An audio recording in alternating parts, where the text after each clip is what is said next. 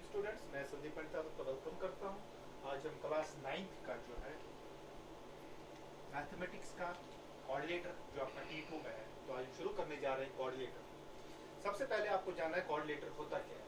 Coordinator दो word से बना है, मतलब कॉर्ड और दूसरा है लेटरल्स।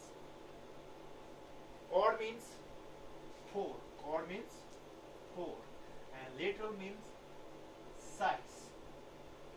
सो कोऑर्डिनेटर को हम एक ऐसी फिगर कह सकते हैं जिसमें फोर साइड्स होते हैं। एक ऐसी फिगर जिसके फोर साइड्स होते हैं, उस फिगर को हम कोऑर्डिनेटर बोलते हैं। क्या बोलते हैं उसको?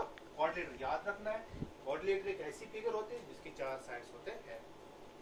अब अगर यहाँ पे एक फिगर बनाऊंगा, ये मैंने एक फिगर बनाई है, ये क्लोजर फिगर है। याद रखना है कोऑर्डिनेटर एक क्लोजर फिगर होती है, तो ये क्लोजर फिगर है, तो इसको हम कोऑर्डिनेटर बोल सकते हैं। अगर इसका हम नाम देंगे कोऑर्डिनेटर का ए बी सी डी, तो ये quadrilateral A B C D है, तो ये ए बी सी डी एक कोऑर्डिनेटर है। ठीक है, तो A B C D quadrilateral जो है, अब याद देखो इसके, मैंने कहा इसके चार साइड्स होते हैं।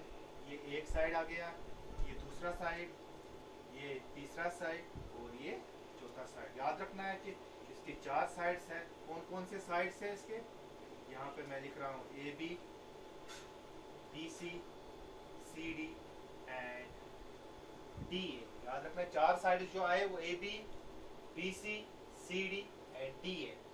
साइड्स के बाद अब बात करते हैं किसकी? एंगल्स की। ये एक एंगल, दो, तीन और चार। Angle A, angle B, angle C और एंगल डी। चार एंगल्स जो आए यहाँ पे वो angle A, angle B, angle C and angle D. चार एंगल्स आ रहे हैं। इसी तरह चार वर्टिसेस भी इसके हैं, vertex A, vertex B, vertex C, vertex D. चार वर्टेक्स जो है जिनको हम वर्टेक्स ए है, वर्टेक्स बी है, वर्टेक्स सी है और वर्टेक्स डी। चार वर्टिसेस जो इसकी है वो ए बी सी और डी। ठीक है, ये मैं थोड़ा सा आपको कोऑर्डिनेटर के बारे में डिस्क्रिप्शन दिया है। कोऑर्डिनेटर होता क्या है? कोऑर्डिनेटर क्लोजर फिगर होती है जो चार साइड से बनी होती है, इसमें चार एंगल्स होते हैं। तो आगे जब आप देखोगे हमारे पास जो कोऑर्डिनेटर्स है, जो कोऑर्डिनेटर्स हमारे पास है वो डिफरेंट टाइप्स है। क्या है? वो डिफरेंट टाइप्स ऑफ कोऑर्डिनेटर्स है।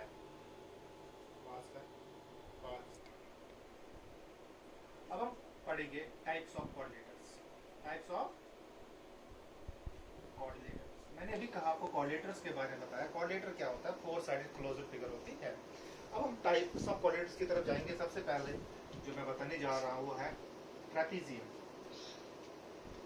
एक ऐसा कोऑर्डिनेटर जिसको हम ट्रेपीजियम भी बोलते हैं। ट्रेपीजियम जो होता है एक कोऑर्डिनेटर होता है। क्या होता है? कोऑर्डिनेटर। अब हम ट्रेपीजियम की बात बंद करेंगे। मैं यहाँ पे एक फिगर बना रहा हूँ, P Q R and S. P Q R S एक ट्रेपीजियम है। ट्रेपीजियम एक ऐसी फिगर होती है जिसमें एक पेयर, वन पेयर जो होती है of opposite sides, one pair of opposite sides are parallel.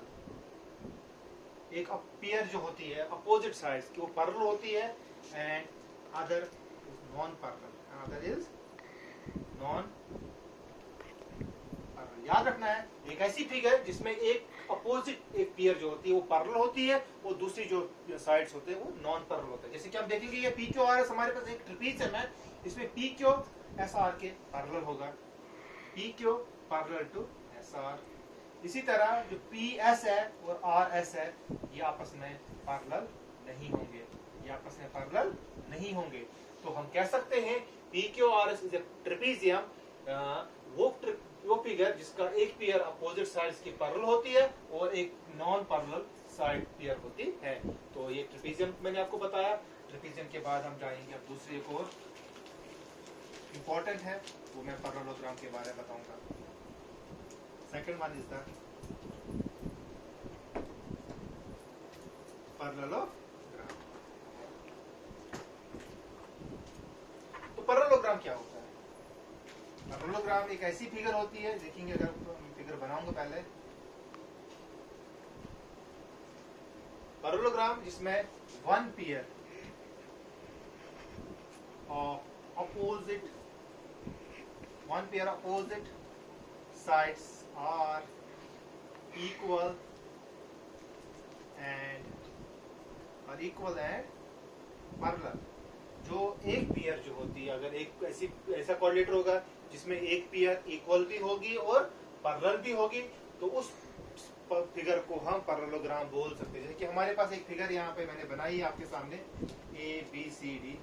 अगर डी सी ए बी के बराबर है और डी सी ए बी के पैरेलल है, तो ए बी सी डी क्या बन जाएगी? पैरेललोग्राम। अगर ए बी जो है वो डी सी के बराबर भी है और ए बी जो है वो डी सी के पैरेलल है, तो हम कह सकते हैं कि A B C D is a parallelogram.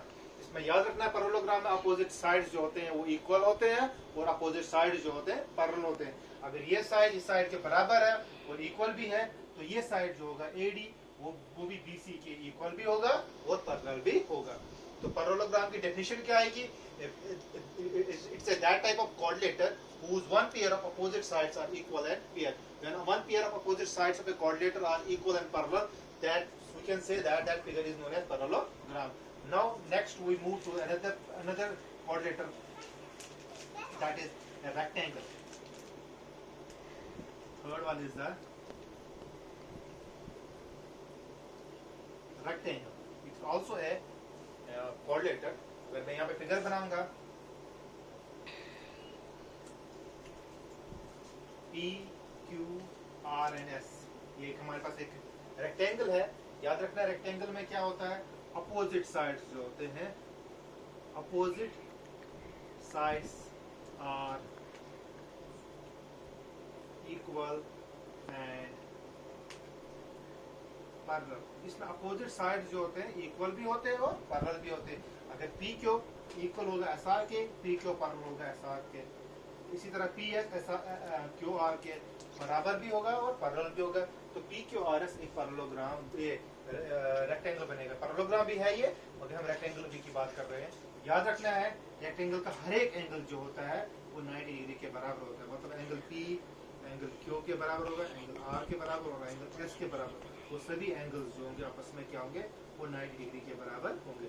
इसका ये मतलब है कि एक ऐसी फिगर जिसका हर एक एंगल 90 डिग्री के बराबर होता है, उस फिगर को हम क्या बोलते हैं?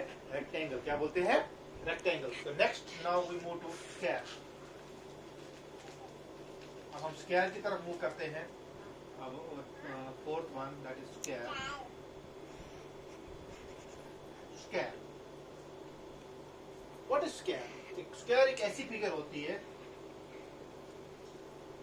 मैंने स्क्वायर बनाया। स्क्वायर का मतलब अगर ये 4 सेंटीमीटर है, ये भी 4 सेंटीमीटर होगा, ये भी 4 सेंटीमीटर होगा, ये भी 4 सेंटीमीटर होगा। एक ऐसी फिगर जिसका हर एक साइड इक्वल होता है।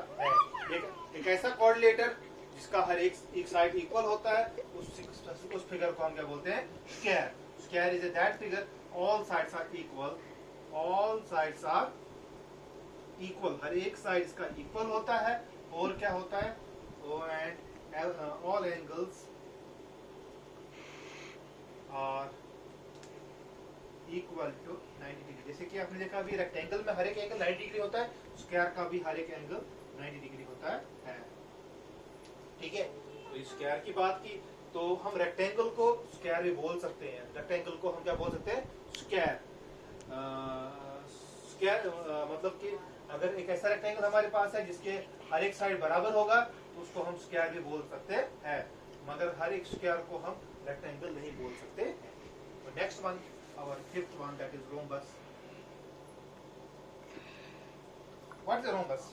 Rhombus is that figure whose all sides are equal, like square whose all sides are equal। इस फिगर में हर एक साइड इक्वल है, जैसे कि स्क्वायर में हर एक साइड इक्वल है। अब फर्क क्या है स्क्वायर और रोम्बस का? रोम्बस और स्क्वायर में ये फर्क है, स्क्वायर का हर एक एंगल 90 डिग्री होता ही होता है। रोम्बस का हो भी सकता है, नहीं भी हो सकता है, जरूरी नहीं है रोम्बस के लिए। तो हम कह सकते हैं all sides are equal, all sides are equal. तो जरूरी नहीं अगर ये 90 डिग्री होगा इसका एंगल, ये भी 90 होगा, ये भी 90, तो ये स्क्वायर बन जाएगा। मगर रोम्बस का 90 हो भी सकता है, नहीं भी हो सकता। अगर वो 90 हो सकता है तो रोम्बस स्क्वायर बन सकता है। मगर हम कह सकते हैं every rhombus is square, but every square is a rhombus, but every rhombus is not a square। हर एक रोम्बस स्क्वायर नहीं हो सकता, क्योंकि ऐसी भी रोम्बस हमारे पास है जिसका हर एक एंगल 90 डिग्री नहीं होगा। उस टाइप में उसको स्क्वायर नहीं बोल सकते हैं। ये मैंने रोम्बस के बारे में बताया। Next one is our kite. यहाँ पे मैं काइट बनाऊंगा, ये मैंने काइट बनाई, P Q R and S। याद रखना है कि काइट एक ऐसी फिगर होती है जिसमें एडजेसेंट साइड्स जो होते हैं वो क्या होते हैं, इक्वल होते हैं। एडजेसेंट साइड्स आर इक्वल, ये साइड इसके एडजेसेंट है, ये साइड इसकी एडजेसेंट है। इसका मतलब वो एक काइट एक ऐसी फिगर होती है जिसमें एडजेसेंट साइड्स इक्वल होते हैं। पी एस बराबर है एस आर के, पी क्यू बराबर है क्यू आर के। ये थोड़ा सा मैंने टाइप्स ऑफ कोऑर्डिनेटर के बारे में बताया। Thank you.